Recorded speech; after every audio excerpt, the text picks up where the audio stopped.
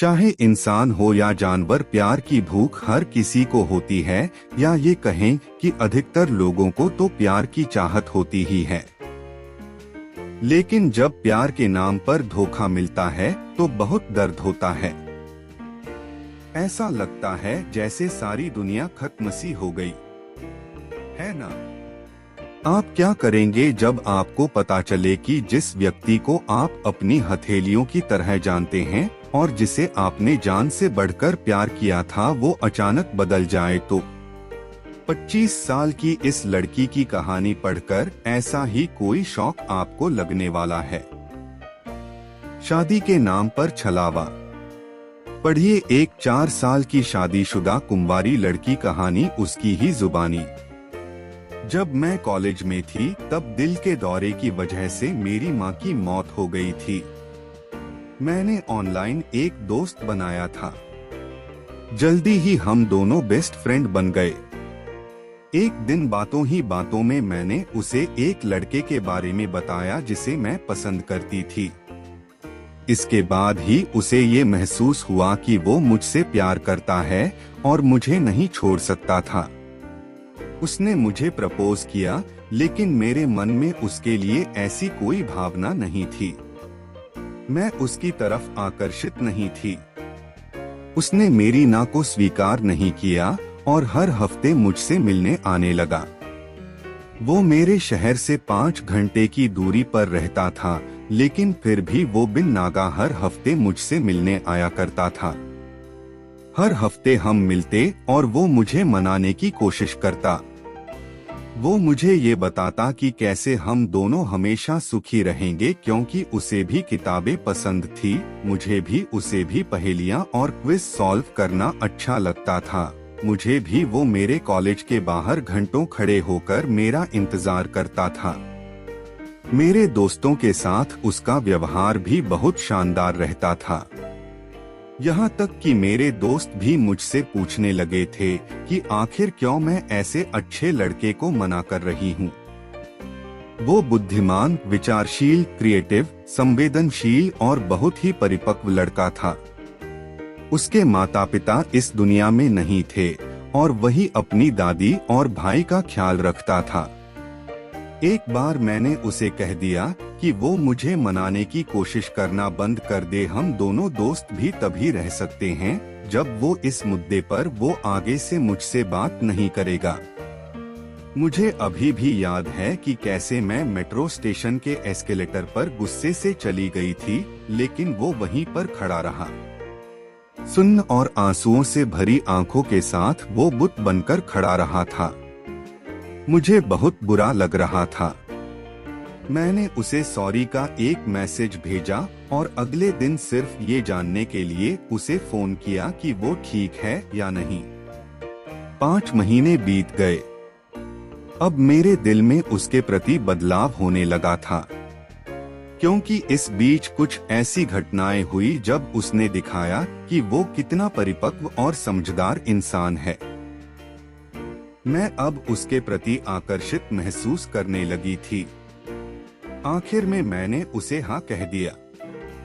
1 साल साथ रहने के बाद हमने शादी कर ली। हालांकि मैं अपनी पढ़ाई जारी रखना चाहती थी, लेकिन मेरे पिताजी मुझ पर बहुत गुस्सा थे और वो मुझे अपने घर से बाहर निकालना चाहते थे।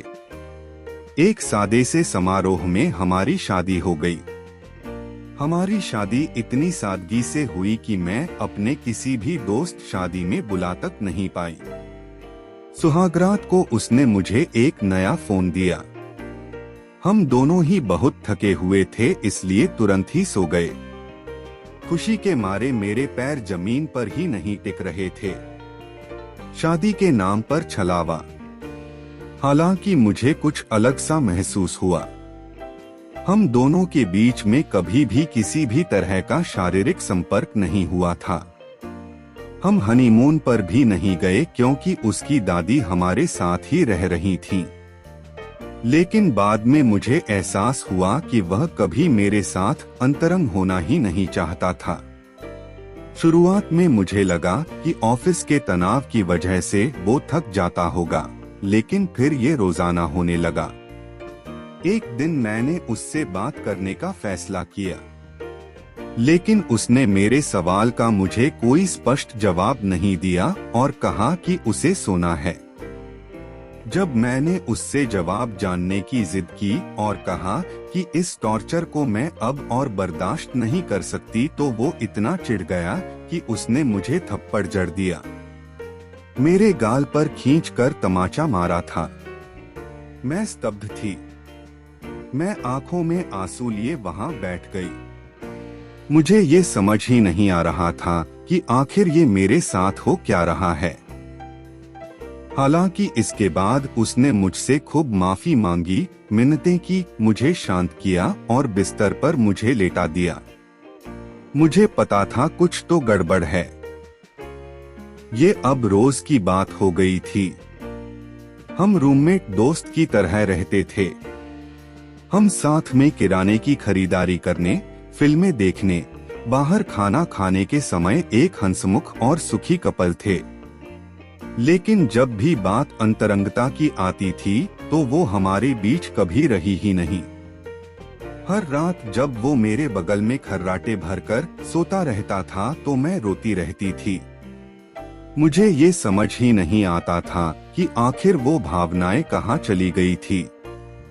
अपने दिमाग से मेट्रो स्टेशन वाली उसकी वो डबडबाई आंखें मुझे भूल ही नहीं पाती। मुझे वो वक्त याद आता है जब वो मेरा पीछा किया करता था, मेरे साथ प्यार करना चाहता था, रोमांटिक होना चाहता था। लेकिन अब शादी के बाद वो मुझसे बात भी नहीं करता था। मैं अपने पिता के पास वापस नहीं जा सकती थी। मैं उदास थी। जिस आदमी से मैंने शादी की थी वो मुझे प्यार करना तो दूर, मुझे छूना और चूमना भी नहीं चाहता था। और जब भी मैं ये बात उसके सामने उठाती थी तो वो गुस्सा हो जाता था। जब भी टीवी पर कोई रोमांटिक सीन आता तो वो उठकर दूसरे कमरे में चले जाता। मैं जो कुछ भी कर सकती थी वो सब किया। मैं टूट चुकी थी, हताश थी, मेरा कोई आत्मसम्मान नहीं रह गया था। मैं अब हमेशा नाराज रहने लगी थी। मैंने उसके किसी और से अफेयर का पता किया, उसकी पिछली गर्लफ्रेंड के बारे में जानकारी जुटाई, यहाँ तक कि मैंने उससे ये भी पूछा कि क्या वो गे हैं और मुझसे शादी सिर्फ समाज के डर की वजह से की है। उसने हर बात से मना कर दिया, लेकिन फिर भी उसने मुझे जवाब दिया। ऐसा लग रहा था मानो स्विच बंद कर दिया गया है। 3 सालों तक मैं इस झूठी जिंदगी को जीती रही। लोगों के सामने खुश रहने का ढोंग किया। मुझे चप्पल बेल्ट से मारा गया, मेरे ऊपर सामान फेंके गए थे। मैंने अपने चोट को छुपा लिया। मेरी तो माँ बहन भी नहीं थी जिससे मैं अपने मन की ये बातें बताती। इन 3 सालों में कई बार मुझे लगा कि मैं अपने पिताजी के पास वापस चली जाऊं। लेकिन मुझे ये डर लग जाता कि पापा उसके साथ क्या करेंगे, साथ ही कितने ताने मारेंगे। मैं टूटने वाली नहीं। मेरी समस्या ये नहीं थी कि हम दोनों के बीच पति पत्नी जैसा कोई संबंध नहीं था, बल्कि मुझे तो दिक्कत इस बात से थी वो इस बात को स्वीकार करने से भी इनकार करता था, साथ ही इस बारे में कुछ भी करने से मना कर देता था। हमारे बीच में सिर्फ सेक्स की ही कमी नहीं थी, बल्कि हमारे बीच तो अब किसी तरह का कोई रोमांस भी नहीं था। जैसे ऑफिस से कभी भी वो मुझे कोई प्यारे मैसेज नहीं करता, या जब भी मैं कभी बाहर होती तो मिस यू का भी मैसेज नहीं आता। उसके साथ टेलीफोन पर होने वाली हर बात रोबोटिक और मैकेनिकल जैसी थी।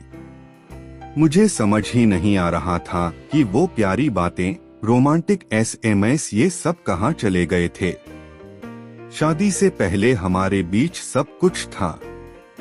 जब भी मैं उससे पूछती कि अचानक से वो इतना कैसे बदल सकता है, तो उसके पास कोई जवाब नहीं होता था।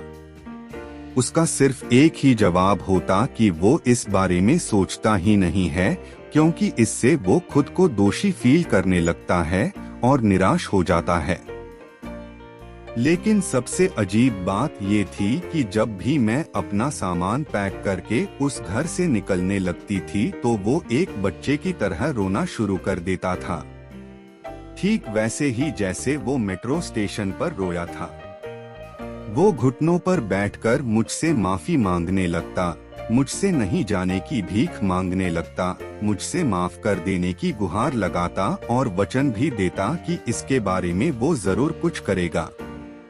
वो मुझे इतनी जोर से गले लगा लेता जैसे मुझे कभी कहीं जाने ही नहीं देगा। मुझे कई चीजें खरीद कर देता और 1 या 2 दिन मेरी बहुत अच्छे से देखभाल रखता, लेकिन उसके बाद फिर ढाक के 3 पात। चीजें कभी नहीं बदली। हमने तलाक के लिए कोर्ट में याचिका दायर की है। मेरे पिताजी को इसके बारे में कोई जानकारी नहीं है। मैं अब एक दूसरे शहर में अपनी दोस्त के साथ रह रही हूँ और ये पता लगाने की कोशिश कर रही हूँ कि आगे मुझे करना क्या है। मैं खुद अपनी बड़ाई नहीं करना चाहती, लेकिन मैं एक बहुत ही पॉजिटिव और स्ट्रॉन्ग लड़की हूँ। मैंने इससे बदतर चीजों का सामना किया है और मैं अब 25 साल का हूँ। मैं अब भी प्यार में भरोसा करती हूँ। मैं अब भी लोगों पर विश्वास करती हूँ। जिस व्यक्ति पर मैंने सबसे ज्यादा भरोसा किया था, उसी ने मुझे चोट पहुंचाई है। हो सकता है कि किसी और पर भरोसा करने में मुझे थोड़ी दिक्कत हो, लेकिन फिर भी मुझे कोई तोड़ नहीं सकता। मैं अब भी लोगों में अच्छाई को देखती हूँ।